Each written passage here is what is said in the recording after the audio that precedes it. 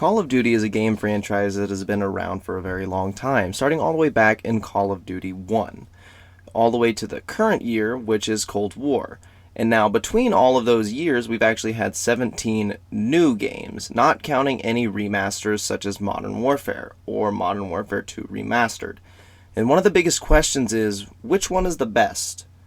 Now, while I'm not going to be answering that question in this specific video, I am going to be giving you my top 5 picks for the best multiplayers for Call of Duty, spanning all the way from the first multiplayer, which would have been Modern Warfare 1, all the way to Cold War. This will not be including Warzone because Warzone is not its own game, it is kind of its own separate entity. And then lastly, we are only going to be looking at specific pieces of each game. We are not going to be looking at any DLC that came along with the game. So like Black Ops 2, we're not going to be going over the Peacekeeper that came into the game, but we are just going to be sticking with the vanilla game. And I'm also going to be throwing in some honorable mentions here and there. Also, make sure you are keeping an eye out for that little picture that will pop up for a split second throughout the entire video. And if you do get it, tell me when and where you found it, and I will give you a shout out, or I might even put you into the giveaway that I'll be doing away later this week. But anyways, without further ado, let's get right into the list. Coming in at our number 5 spot, I actually have the Modern Warfare, so the new Modern Warfare from 2019.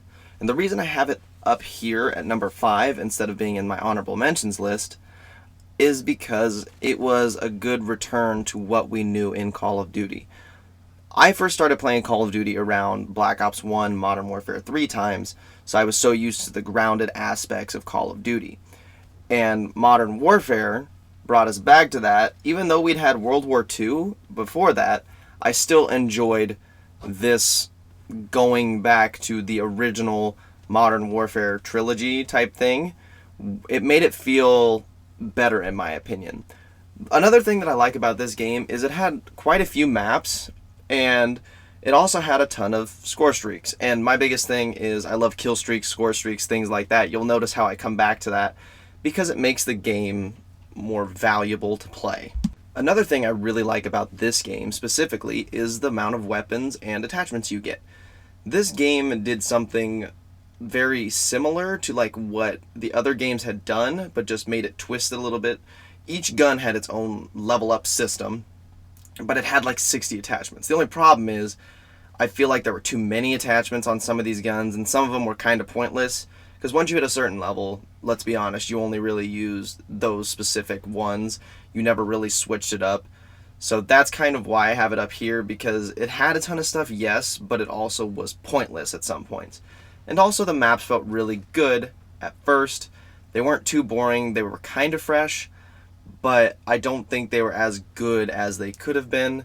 I do, however, enjoy the ground wars part of this, but that's more or less closer to Warzone than it is a Call of Duty game. It felt like a Battlefield, honestly. So that's why it's at the number 5 spot. We're going to move right on to the number 4 spot. Number 4. Our number 4 spot is actually going to be going to Black Ops 2. And now, while Black Ops 2, in my opinion, is one of the best Call of Duties of all time, the multiplayer, however, I didn't really mind it as much because, I don't know, it just felt like it was complete but also incomplete at certain times, because the score streak system felt like it was kind of not finished, because there were certain things that I think needed to be more and certain things that needed to be less.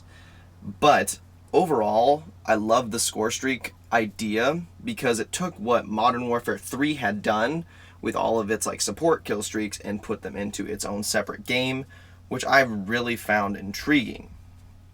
But my problem is I don't think they went through and thought about everything. Now, moving on to the weapon selection, actually, this is one of the things I do enjoy about Black Ops 2 over some of the other games.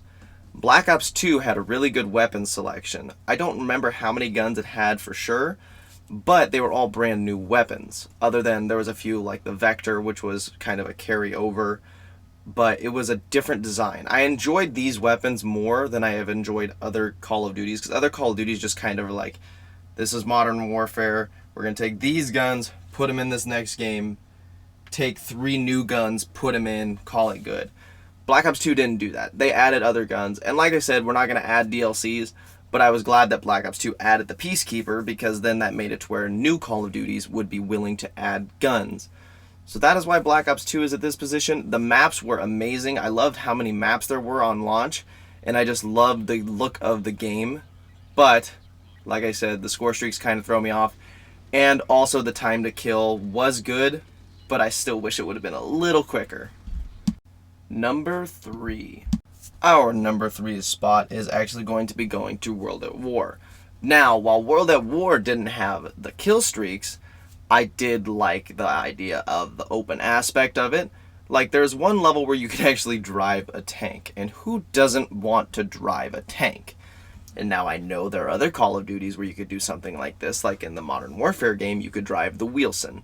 But the thing is, with the Wheelson, I have to get 11 to 12 kills in order to use this Wheelson, whereas I could have just hopped in this freaking tank and drove it around. But like I said, I'm a big fan of score streaks. So one of the reasons that this is a little lower is because I think the score streaks were lackluster, because they were just a copy from Modern Warfare put into this game, reskinned to make it World War II. So like, the dogs were attack helicopters, things like that. And I mean, I'm fine with it. It did what it needed to, but I wish you would have had like a selection. So like, say it was I don't know, like an artillery strike, and then a napalm, and it's not napalm, but something like that. Another choice, so that way it was a little different. Each game you could have picked something else. I also really enjoyed the weapon selection in this. The one thing I absolutely hate about World at War, not just multiplayer, not just campaign, not just zombies, all of it, is the freaking knife system. The knife system sucks. It's awful. And I don't know why they made it so bad. But anyways, back to the guns. The guns are actually pretty good. I enjoy using these guns because, I don't know, World War II for me is it's the war that feels the most worked upon. And I don't really care if it's a World War II game. If it's a World War II game, I'm going to like it. Except for Call of Duty World War II. You know where you belong. You belong down at the bottom of this list because you had 8 maps when you launched. So back, nope, stay back. But anyways, let's move on to the next spot. I've talked about World at War. Great game. I love the graphics. I love how gory it is in multiplayer as well. Number 2. Now, listen. I know I'm going to get a little bit of hate for this, but Modern Warfare 2 is not the best multiplayer. At its time, it was the best, but I think there have been games later on, one game in particular, that was better than it. But the one thing I do love about Modern Warfare 2 is that it did have the nuke kill streak, and all of its kill streaks were useful. It did not have a single useless kill streak.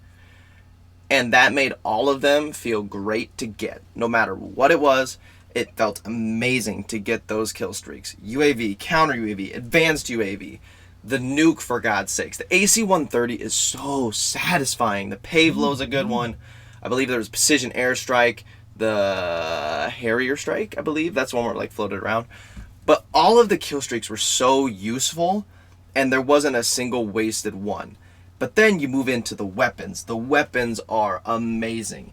I do think, however, the problem with some of these Modern Warfare games is they unlock the AK-47 too late into the game, and then you never have a chance to use it. Because I believe in this game, you prestige at level 70, and you get the AK-47 at like level 70. So you get it for one level, and then if you prestige, you wouldn't have it. But I loved all the guns in this. This game just felt so good to play. I'm so sad that I never got to play it in its heyday. I'm really hoping, and I'm really hoping, that Modern Warfare 2 gets its own remaster for multiplayer, because if it doesn't, people will riot. I never got to play Modern Warfare 2 in its prime, which is really sad, and that's kind of the reason why I think it's not my favorite. I loved playing it, didn't get to play it in its prime, It sucks, but it is what it is. And now, some honorable mentions.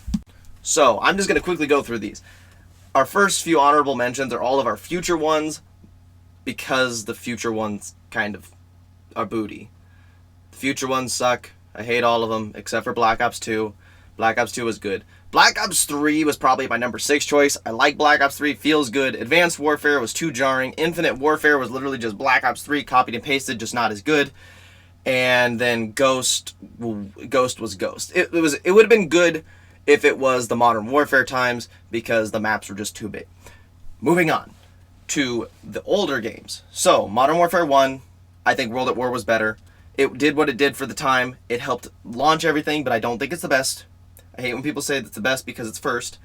And then, after that, we have, what one was it? What one was next? World War II, just the maps. If it would have had more maps, I think it would have been a better game. Really, that's it. So let's get into the number 1 spot. And coming in at our number 1 spot, you guys might have guessed it by now. Modern Warfare 3. Now, why do I like Modern Warfare 3, you might be asking? Maybe it's because it is the first game that I ever prestige mastered in. Maybe it's because it has 3 different selectable types of score streaks. You have support, you have assault, and you have specialist. So, with the assault one, you had to get those kills as quick as possible, or not as quick as possible, I guess, but you had to get those kills, and you had to continuously be getting those kills. And then also they added the little thing where, like, if you captured a flag, you got like half of a kill, or something like that. But then, if you weren't very good at the game, you got the support package, which would be good for people who only average like 18 kills total, and couldn't even get 3 kills in a row. So that would help with them, because it wasn't like those would be killing ones. You might have like, you'd have like the UAV, the SAM turret, which kind of sucked if you were running assault, shooting everything down. But like with the assault, you had like the Reaper, the AC-130, everything like that. But then my favorite part, the specialist. I always ran specialist, because once you got your 7th kill or 8th kill, depending on if you ran hardline or not. I always ran hardline for that, because if you think about it, you run hardline, you get a kill, you get an extra perk.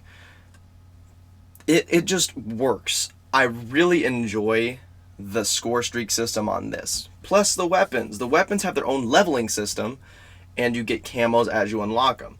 The good thing about this is you have prestige keys. So I could have gotten like the FAD, which I believe is one of the last guns you unlock in Modern Warfare 3, and I could use that going through my next prestige. And then they also added more prestiges later on, but like I said, very basic game, sticking with it. But the very basic game, the starting maps were amazing. I love playing them. I really miss Modern Warfare 3. I hope they do like a Modern Warfare 2, Modern Warfare 3 bundle multiplayer thing, and like you can choose one game or the other and you go play it and you rank up. That would be amazing. I love Modern Warfare 3, and I hope you guys have enjoyed this video. If you did find the secret picture in the video, please let me know. And if you have enjoyed the video, everyone, thank you so much for watching, and I will talk to you in the next one.